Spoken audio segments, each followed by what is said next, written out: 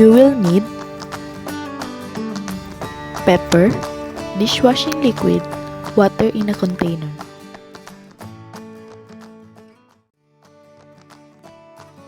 First, pour your desired amount of water into a container, and then sprinkle the pepper on the top of the water.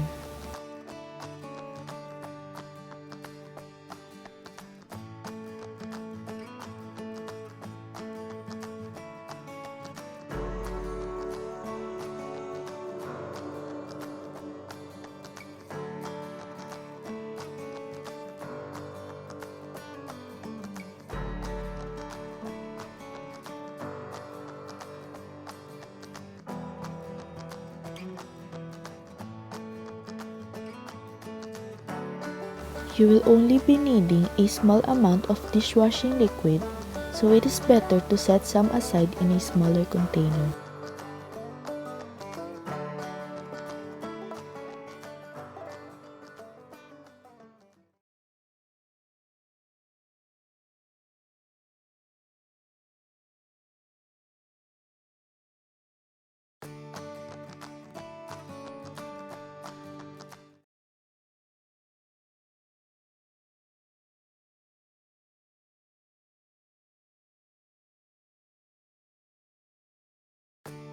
Water has a unique property called surface tension.